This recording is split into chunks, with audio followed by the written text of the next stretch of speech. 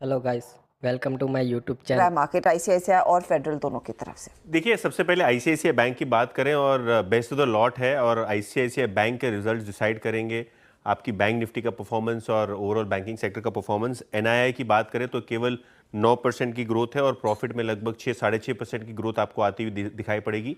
और ऑब्वियसली पिछले साल का बेस बड़ा है और कहीं ना कहीं ये जो प्रोविजनिंग का फैक्टर है जो बहुत हाई हो रहा है बहुत सारी प्राइवेट बैंक्स में, इसके कारण भी प्रॉफिट पे थोड़ा बहुत डेंट होने की संभावना है। की रिजल्ट रेशियोज जो अपने को ध्यान देने हैं, सबसे पहले डिपॉजिट ग्रोथ और लोन ग्रोथ 14 से 15% के आसपास रहेगी और net interest margin 10 basis points घट के 4.3% के आसपास आने का अनुमान है। ऑब्वियसली जो क्रेडिट कॉस्ट है, जो ओवरऑल एसेट क्वालिटी है, इस पे नज़र रखने की खास ज़रूरत रहेगी। इसके अलावा फेडरल बैंक ये भी बैंक का नंबर रिपोर्ट करेगा और जो क्वार्टरली अपडेट था या 15% का एडवांसेस ग्रोथ, 15% का डिपॉजिट ग्रोथ बैंक ने ऑलरेडी डिस्क्लोज कर दिया, तो वहाँ कोई सरप्राइज नहीं होगा। जो नेट इंटरेस्ट इनकम है वो अनुमानित है लगभग 15% से ग्रो होगी 2360 करोड़ के आसपास। प्रॉफिट बिल्कुल फ्लैट रहेगा, पिछले साल एक वन ऑफ लार्ज बेस है, उसके कारण 960 करोड़ के आसपास आप प्रॉफिट एक्सपेक्ट कर सकते हैं। Growth wise loan growth company ने 20% डिस्क्लोज की है, 15% की डिपॉजिट ग्रोथ रही है। हालांकि अगर हम बात करें क्रेडिट ग्रोथ की तो वो काफ़ी शानदार रहेगी, लेकिन मार्जिन्स पे नज़र रहेगी। देखिए, मार्जिन्स पे अगर कोई टाइप का प्रेशर आता है तो मार्केट अप्रिशिएट नहीं करेगा। और जो एसेट क्वालिटी है, खास करके जो इनका गोल्ड लोन बिजनेस है, यहाँ किस तरीके के ट्रेंड्स आ रहे हैं वो काफ़ी जानना इंपॉर्टेंट होगा प्रीव्यू के लिहाज से। ओके, तो आईसीआईसीआई बैंक और फेडरल बैंक का ये दो नंबर्स पर नज़र रहेगी। भारती एयरटेल ये भी एक स्टॉक है जिस पर हमारी नज़र रहेगी और सिंस दिल्ली बेस्ड कंपनी है तो दीपाली के पास चलते हैं और जानते हैं कि क्या एक्सपेक्ट करें वहाँ से। दीपाली, क्या एक्सपेक्ट कर रहा है मार्केट? स्ट्रॉन्ग क्वार्टर रह सकता है भारतीय एयरटेल के लिए। रेवेन्यू, एबिटा, प्रॉफिटेबिलिटी, मार्जिन सभी पैरामीटर्स पर ग्रोथ एक्सपेक्टेड है। रेवेन्यूज देखें तो सीक्वेंशियल बेसिस पे 6.5% ग्रोथ देखने को मिल सकती है। 41,000 करोड़ रेवेन्यूज कंपनी पोस्ट कर सकती है। सिमिलरली अगर एबिटा को देखेंगे तो 11.25% की ग्रोथ सीक्वेंशियल बेसिस पे आने की पॉसिबिलिटी है। आंकड़ा रह सकता है 21,930 करोड़ का। प्रॉफिटेबिलिटी का आंकड़ा देखेंगे तो एडजस्टेड पैट सीक्वेंशियल बेसिस पे 57% ग्रो होने की पॉसिबिलिटी है। सिमिलर ग्रोथ वाई बेसिस पे भी देखने को मिलेगी और 4613 करोड़ का आंकड़ा कंपनी रिपोर्ट कर सकती है। सिमिलरली अगर मार्जिन्स को देखेंगे तो एबिटा मार्जिन्स 53.4% पर रहने की पॉसिबिलिटी है, यानी सीक्वेंशियल बेसिस पे लगभग 2.25% की ग्रोथ देखने को मिलेगी। स्ट्रॉन्ग क्वार्टर इसलिए रहेगा क्योंकि टैरिफ हाइक का बेनिफिट मिलेगा कंपनी को। जुलाई 2024 में कंपनी ने टैरिफ हाइक किया था तो उसका रिफ्लेक्शन टॉप लाइन पर देखने को मिल रहा है और इनफैक्ट आमतौर पर जब टैरिफ हाइक होता है तो 2 से 3 क्वार्टर लगते हैं फुली रिफ्लेक्ट होने में रेवेन्यू साइड पर, तो आने वाले क्वार्टर्स में भी इसका इंपैक्ट देखने को मिलेगा। इसके अलावा अर्पू ग्रोथ काफी अच्छी एक्सपेक्टेड है, 9% के आसपास का जंप अर्पू में रह सकता है। सीक्वेंशियल बेसिस पे ये 210 से बढ़कर 230 के आसपास आने की पॉसिबिलिटी है। ऑल्दो अगर अलग अलग सेगमेंट्स देखेंगे भारतीय एयरटेल के तो मोबाइल बिजनेस में स्पेशली जो टोटल सब्सक्राइबर्स है वहां पर डिक्लाइन देखने को मिल सकता है 12 लाख के आसपास का सिम कंसोलिडेशन की वजह से, लेकिन जो एयरटेल बिजनेस है वहां पर अच्छी ग्रोथ एक्सपेक्टेड है 12% के आसपास की। होम ब्रॉडबैंड रेवेन्यू में भी 5.5% की ग्रोथ सीक्वेंशियल बेसिस पे देखने को मिल सकती है और ब्रॉडबैंड यूजर्स में इजाफा भी देखने को मिलेगा इस क्वार्टर के दौरान।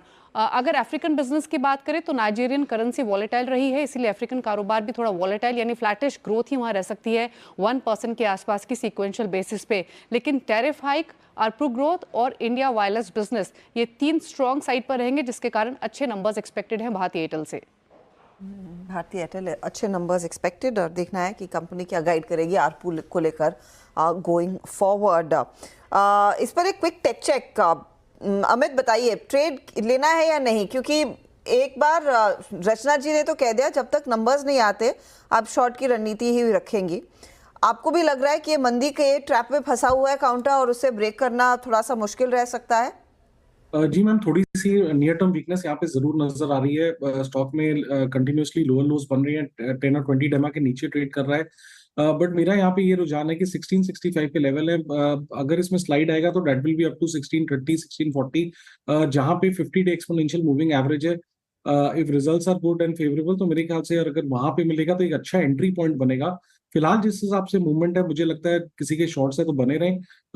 एक स्मॉल स्लाइड टू 1650 टू 1645 आ सकता है इसमें।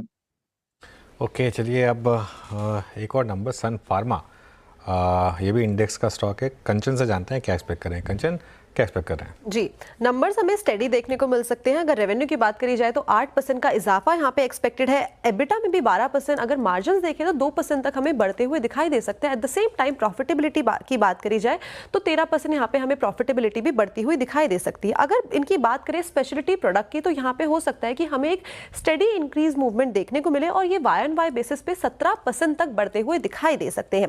अब जो इनका डोमेस्टिक फॉर्मुलेशन है वहाँ पे भी हमें वाई एंड वाई बेसिस पे 12% की ग्रोथ संभव है। इसके अलावा इनका जो यूएस मार्केट के अंदर लॉन्च के ऊपर एक क्लैरिटी आना बहुत जरूरी है और वो लॉन्च है डिरोक्सोलिटिनिब का। बेसिकली इनको ऑलरेडी अप्रूवल तो मिल गया था लेकिन इस टाइम पे कुछ लीगल प्रॉब्लम से गुजर रहे हैं, जिसके चलते ये वाली जो कमेंट्री है, ये वाला जो क्लैरिफिकेशन है वो बहुत ज्यादा जरूरी रहेगा सन फार्मा के लिए। इसके साथ ही साथ इमर्जिंग मार्केट में ब्रांडेड जेनरिक को लेके मैनेजमेंट की क्या कमेंट्री आती है, ये खासा ध्यान में रखना है। अब बात कर लेते हैं की फोकस पॉइंट की, क्या ध्यान में रखने वाली चीजें हैं। स्पेशलिटी प्रोडक्ट के ऊपर मार्जिन्स किस तरीके के दिखाई देते हैं, कॉम्प्लेक्स जेनरिक के ऊपर मैनेजमेंट की तरफ से किस तरीके की कमेंट्री आती है, साथ ही क्लिनिकल डेवलपमेंट के लिए कंपनी आर&डी के एक्सपेंडिचर में क्या चेंजेस करती है। तो ये सारी चीजें जो फोकस में रखने वाली होगी, लेकिन ओवरऑल नंबर हमें हो सकता है कि स्टेडी देखने को मिले। ओके, नंबर शायद स्टेडी देखने को मिले सन फार्मा के। रचना जी, इसमें कोई ट्रेड है क्या? क्योंकि एटलीस्ट फार्मा एक स्पेस है जहां थोड़ा मार्केट फिर भी उतना बुरा नहीं है। जी, अगर इस पे ट्रेड लेने की कोशिश करेंगे तो आपको ऐसे लगाना होगा 1850 पे। अगर लॉन्ग साइड पे जा रहे हैं तो ट्रेड लेना हो तो इसमें शॉर्ट साइड पे ज्यादा बेहतर ट्रेड मुझे नजर आ रहा है, क्योंकि मेरे हिसाब से यहाँ पे 1850 का लेवल टूटना चाहिए और डाउन जाना चाहिए ये 1800 की तरफ। ना जी, अब आपने डिसाइड कर लिया कि सिर्फ शॉर्ट ट्रेड ही देनी है मार्केट में, लॉन्ग देना ही नहीं है? नहीं, ऐसा डिसाइड करके तो मार्केट कभी बैठने नहीं देता, क्योंकि हम होते कौन है डिसाइड करने वाले, वो तो मार्केट डिसाइड करता है। पर चार्ट्स ऐसा ही कह रहे हैं तो क्या करें। बिल्कुल सही बात कही रचना जी ने, हम कौन होते हैं डिसाइड करने वाले, मार्केट डिसाइड करेगा। और बिल्कुल मीनवाइल थोड़े से सेंस ऑफ शॉर्ट कवरिंग अब आनी शुरू हुई है। जो हस्ता 950 पॉइंट ही बोल रही थी, अब वो 800 पॉइंट ही रह गया हस्ता बैंक निफ्टी पर कम से कम। तो थोड़ी सी तो शॉर्ट कवरिंग है, कुछ साइन है यहाँ पर। आप निफ्टी देखिए ना, निफ्टी थोड़ा रिकवर हुआ है, थोड़ा सा निफ्टी रिकवर हुआ है। आई थिंक 24,000 पर थोड़ा सा एक्सपेक्टेड भी था कि 24,000 के आसपास थोड़ा सपोर्ट आएगा। 70 पॉइंट रिकवर हुआ है, लेकिन कुछ तो रिकवरी है। अब टिके के नहीं, तिनके का सहारा। हाँ बिल्कुल बिल्कुल, है ना, ये वही है स्क्रीन पर आपके। चले काम करते, लेंगे एक ब्रेक और ब्रेक के बाद हर्षाब उपाध्याय को जोड़ेंगे, उनसे बात करेंगे कि मार्केट को वो इस समय कैसे अप्रोच कर रहे हैं और ऑफ कोर्स अर्निंग्स पर अब क्या टेक है। ब्रेक के बाद